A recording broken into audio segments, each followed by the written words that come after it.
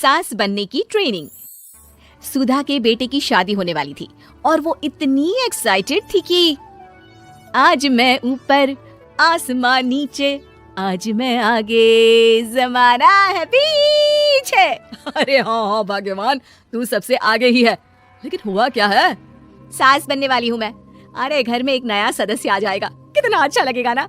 आप और राहुल तो ऑफिस चले जाते थे और मैं पागल की तरह घर में अकेली। अब तो मेरा साथ देने वाली आ रही है इस घर में। बहुत बहुत बहुत खुश हूँ मैं। ओहो ठीक है बेगम, लेकिन अपनी खुशी को लगाम लगा कर रखो। क्या पता कैसी आए, तुम्हारा साथ देने वाली आए या फिर ऐसी आ जाए जो तुम्हारी शक्ल देखना भी पसंद ना करती हो। ऐसा क्यों बोल रहे हैं जी? शुभ नहीं बोल सकते तो अशुभ तो ना बोले। अच्छा जल्दी से तैयार हो जाओ, चांदनी चौक जाना है शादी की शॉपिंग के लिए। हाँ हाँ, थोड़ी सुबह तो हो जाने दो, दुकानें बाजार खुल तो जाए।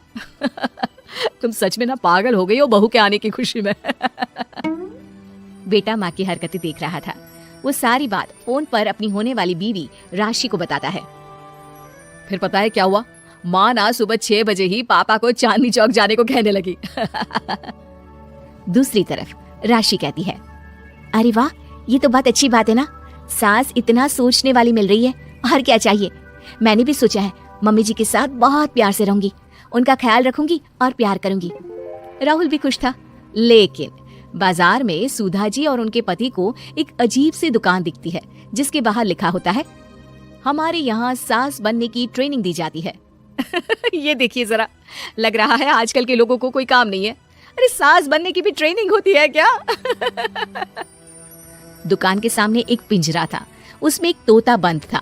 सुधा की बात सुनकर तोता बोल पड़ता है, अरे नादान औरत, अगर सास सही तो पूरा घर सही रहता है, परिवार बंधा रहता है और आने वाली जनरेशन संस्कारी होती है। लेकिन तू क्या समझेगी? जा जा आगे जा। ओए, तोते बड़ा बोल रहा है, क्यों आगे जाऊं? मैं नहीं जा रही। देखा देखा, तेरे जैसी औरत को तो सास बनने की ट्रेनिंग लेनी ही चाहिए। निकाल 1000 रुपए और जान दर, नहीं तो पूरी जिंदगी रोती रहेगी।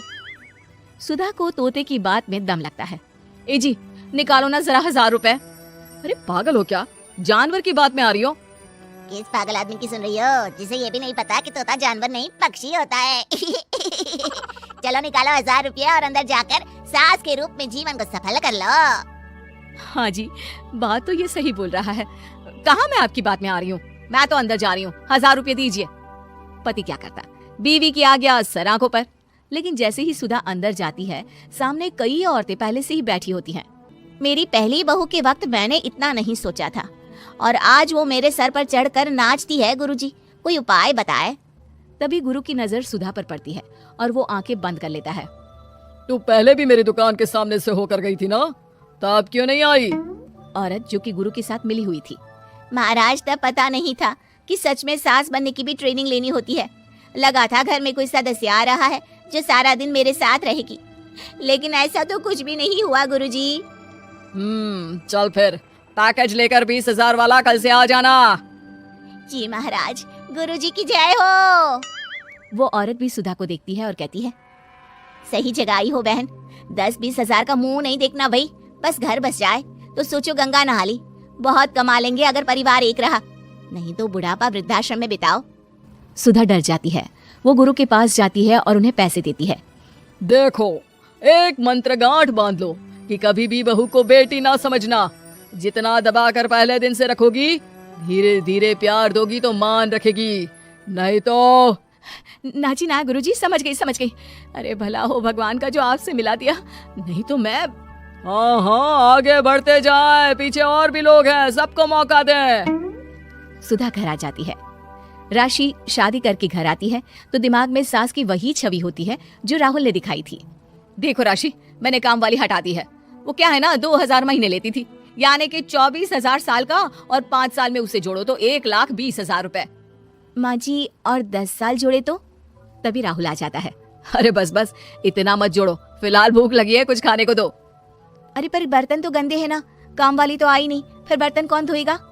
अरे कौन धोएगा मतलब? तू धोएगी? मैं? ठीक है, मैं धो लेती हूँ, धो कर देती हूँ, आप खाना बना ले। अरे खाना भी तू ही बनाएगी? ये क्या बात होती है माँ? क्या हो गया तुझे? कल तक तो कुछ और ही बोल रही थी। लेकिन सुधा का व्यवहार सुधरने का नाम ही नहीं ले रहा था। बहू और बेटा ससुर से बात करते हैं। पिताजी, क्या हो गया है माँ जी को? वो क्यों ऐसे व्यवहार कर रही है जैसे मैं कोई नौकरानी हूँ? पिता क्या करता, बता देता है सारी कहानी कि कैसे सास का दिमाग एक गुरुजी ने खराब किया है। सास बनने की ट्रेनिंग?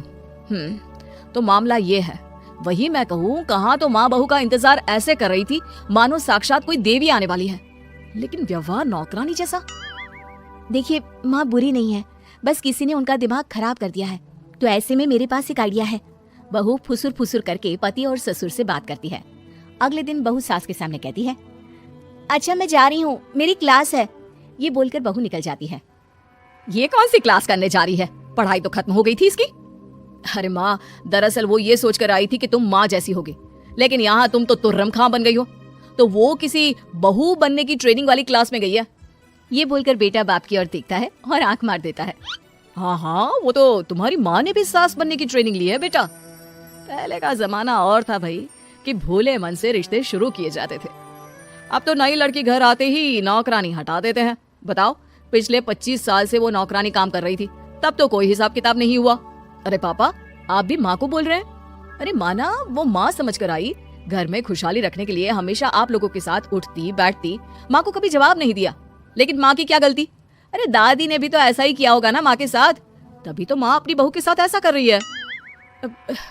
नहीं, वो तो बहुत अच्छी थी। मेरे आने के बाद तो उन्होंने खाना बनाने वाली भी रख ली थी। अरे तो फिर तुमने क्यों काम वाली हटा दी? किसी के कहने पर अपना घर खराब कर रही हो तुम सुधा। अब बहू भी गई है ट्रेनिंग लेने, पता नहीं क्या सीख कर आएगी। नहीं, मैं अभी जाकर उसे ले आती हूँ। तभी बहू वहां पर आ जाती है। नहीं माँ जी, मैं कहीं नहीं गई थी, मैं तो सिर्फ आपके लिए ये नई साड़ी लेने गई थी। अब तो सब ठीक है ना?